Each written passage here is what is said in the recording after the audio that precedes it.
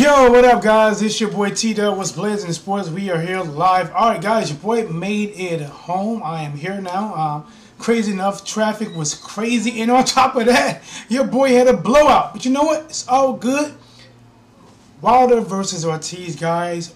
What it will take for each one of these guys to win. I'm going to do this again, guys, off the top of this zone, try to give it to you the best way I know how from my boxing experience and what I think what these two guys can do to pull off this victory. Guys, so while I go to the YouTube and just make sure it is showing correctly, take time to subscribe, like, and also share it, guys, because once you share it, we become a bigger family and we can all have one big party. So let me go over here. All right, so it's moving okay, guys. All right, so Wilder versus Ortiz, I'm telling you, man, I think as this fight approaches, get closer and closer, I think a lot of people start coming in like, I don't know, Ortiz might win it. You know, even though they felt Wilder was going to win initially by a landslide, a lot of those people are changing their minds now and either seeing it a closer fight than what they thought, or even some of them have flip-flopped to Ortiz. Yes, but sure, guys, you also got the people that's going to ride and die with Luis Ortiz winning this fight. Just like you're going to have the people with Deontay Wilder that's going to ride and die. Both sides going to claim they're going to knock the other guys out. And you know what? Both of these guys does possess what it takes to knock out the other fighter. You have Ortiz and Wilder. Both of these guys got crazy amount of knockouts. I believe Deontay Wilder has 39 fights, 38 knockouts. Even he did knock everybody out. He forgot something with Severn, and that right hand found it the next time they fought. And you got Luis Ortiz, this guy right here. He's a great boxer, really good combination, great finisher. 24 wins, 20 of them coming by knockout. I mean, you really got a good competition here. I'm hearing a lot of people already now is using a reason if Ortiz lose. I'm hearing already they're going to use his age. So if he wins, are you going to give it to his age? If you don't give it to his age, then I will honestly prefer just give Deontay Wilder his credit. Yes, I know Ortiz is up there, but you know what? His age up till now has not shown that it's been a factor. He is undefeated. He's not a Bernard Hopkins that been losing a little bit at the end. And now at the age 50, he all of a sudden loses it. Look at Shane Mosley. Shane Mosley, before he fought Floyd Mayweather, was around, 37, 38 years old when he put on a performance of his life against old Plaster Hands Margarito. Now, here's what I'm going to say if age is going to come a part of it at all. If Luis Ortiz come out there and he can't move like he normally moves, his punches not come together, and I'm not saying it's nothing that Wilder is doing, it's just that he looks like that. Then we can say, oh, okay, maybe he's showing his age. But if he come out looking like the Luis Ortiz that I know, very crafty, counter punches, dig to the body, guys, which is going to be part of this breakdown. Stay with me, guys. I'm going to give you this breakdown, let you know what I think, what each one of these guys need to do in order to pull out this victory. What's blazing in sports? Let's get back at it.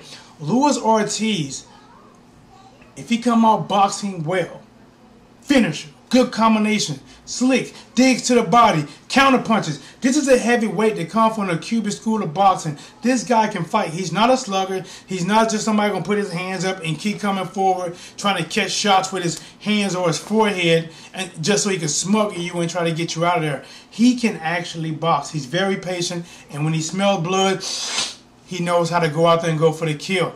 Just like Deontay Wilder. Now let's move to Deontay Wilder. This guy, you know he knows he goes for the kill. He really possesses that one-punch KO. And it's not with the hook. It's not with the uppercut. It's like the simple, basic, fundamental, easiest combination they taught. 1, 2. And he perfected it. And what he didn't perfect naturally was that strength, that right hand that makes a pop that only a balloon can make when you stick it with a pen, when it connects in your face and explode. It feels like when he hits you, I would imagine it will feel like once he hits you, a Mack truck crashed into your face and everything started cracking. So let's get down to what needs to be done. And I'm going to start with Luis Ortiz first, guys. Luis Ortiz, one, he needs to make it very hard for Wilder to land that money punch. What a lot of these great fighters do, these great boxers, Floyd Mayweather, Andre Ward, these good fighters, they take what you do well and they take it away. They say, "Oh, you know how to build wooden cars? Well, let me just crush that for you. Here's some metal. Change it up." They take that away. He would need to find a way to take that right hand from Deontay Wilder. He needs to be rolling punches, slicking punches, countering out the punches, in order not to land it. I would definitely prefer with him, in this case, more head movement and a higher guard to try to catch those shots. And he needs, what he can do is, if he can time a couple of those right hands with pretty big counter punches, he can make Deontay Wilder hesitant to throw that right hand. And something else that he needs to do that he does very well, and something I see Deontay Wilder doesn't do as well, is Deontay Wilder doesn't really protect to his body as well. He does have a high guard. He kind of smile on it. He kind of give up his body, but he don't want to give up the chin. And Ortiz goes to that body. He's tricky to it. He can throw a double jab, and you'll think the left hand coming down the middle. You might even flinch like it's coming down the middle, but he can throw it right to your sternum, or he'll throw it right to the pit of your gut. And a couple of those shots would definitely take toll and slow you down, which means go to the body. Get inside, go to the body. Have your head on either side. Don't line your head directly up with him. Have it on either side. Double hooks to the body, finish up top. Double hooks to the body, finish up top. Another key thing with a guy that has a guard like this here, shoot the uppercut. Uppercuts can slide through there and get in there. Another thing is, since Ortiz is a little bit shorter, Ortiz needs to work on and perfect the over left hand. A left hand against an orthodox fighter tend to work very well, just like a right hand fighter against an orthodox works very well. Well, if he throws a straight left down the pipe, that's a money punch. And also, if he set it up, and then the next time, instead of throwing it straight down the pipe, he loops it over and come down and probably catch Wilder throwing either a lazy right or not bringing a lazy jab, or not bringing his right hand back up to his chin or to his temple. Now, with Deontay Wilder, some things I think Deontay Wilder needs to do is definitely move. Keep them legs moving so Ortiz cannot set, cannot counter. Be first. Don't wait on Ortiz to go. Keep that jab moving. Keep that jab moving. And of course, guys, throw the huge right hand. Deontay Wilder has a money right hand that, you know, once it hits people, it typically signs their death certificate on the contact. It's, yeah, you're alive, you're celebrating your birthday, right hand hits you, death certificate signed. He's done. Put him in the casket 6 feet deep.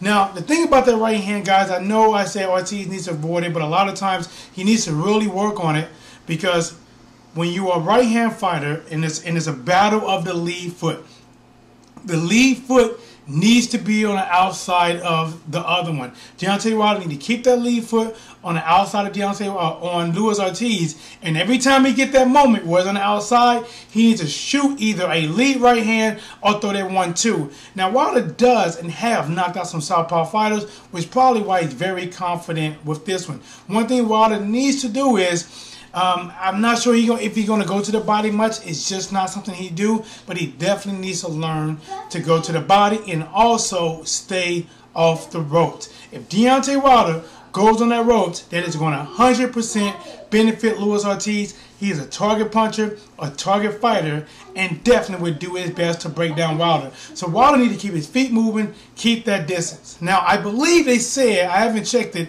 they said Ortiz may have a longer reach. Now, I'm not sure if they count that basically from when you're stretching out from arm to arm, because Ortiz does have a wider body. But, man, I don't know. When I look at Wilder, and I saw Wilder, him standing toe-to-toe, Wilder's shoulder was about this much higher than Ortiz, but the hand dropped, in my eyes, at the same length. Either way, I believe Wilder needs to use that jab, because Ortiz will counterpunch. If you throw one single punch, he's going to get countered. He needs to move that jab up, double, and not just throw that jab, but lead with the two. That two would be his money punch coming down the pipe. Also, the left hook. Another good weapon for a southpaw, fighting a southpaw fighter, is the left hook. You can set the left hook how? By throwing a right and coming with the left hook around the corner that can get him. Throw a jab, fake the jab, turn, and throw the left hook after that. Or you can lead with the left hook. You better be careful with the left hook because you can get caught with something straight coming down the pipe. But you can lead with the left hook and then come with the right. Lead with a jab and throw the right to the body. Lead with the right to the body. He's definitely got to use his angles, not be stationary, not be directly in front of Luis Ortiz, which could smell trouble. Now, one of the biggest factors in this fight will be, drum roll please,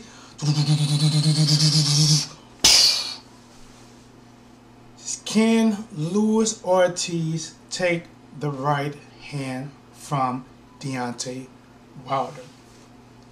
If Wilder can land this punch within the first couple rounds, the way Luis Ortiz reacts to it will tell the remainder of the fight. And a bonus, a lot of people says something like an end of some sentences. His chin, it's questionable. They question it. And can Deontay Wilder take the power of Luis Ortiz? Now, I believe Wilder hits the hardest between them two guys. I believe he hit harder. But you're not taking your own punch. Can you take somebody else that can hit similar to you with a left hand that's going to line up to your chin, just like your right hand can line up to his? Now, Luis Ortiz needs to slowly dig at that body every round. Slow down the movement of Deontay Wilder. Drop his hands more and more. Make him become a stationary fighter. Drag him to deep water till he realizes he can't stand no more. He's in the middle of the deep blue waiting with the boat and land is nowhere in sight. And when he get that far out in the deep end, yank him down, see if he can swim, see if he can come back up. Wilder definitely got to do a great job of bringing his hands back to his chin and looking for that big left hand. He has to keep that distance, move around, use the hook, use the right, combination punches. He should not just single punch, because Luis Ortiz is going to be looking to counter. The way you beat a counter puncher is you got to keep him off of rhythm, you got to keep him from timing you, and you cannot stay in one spot. So you got to be doing your movement, using it, setting your jab up, retaliate with a combination. A 2-3-2, right, hook, right, or a 3-2, roll, come back with a 2, and try to roll away from his strong hand side. But guys, this has been your boy T-Dub. This is literally at the top of my dome. I know I probably missed some things on this, but I want to get this to you while I got food cooking in the oven, guys. Your boy is making some pork steaks. They're gonna be yum! And as that is yum, this is yum. T-Dub was Blazing Sports. We are here live. Subscribe, like, and share for more. We're out.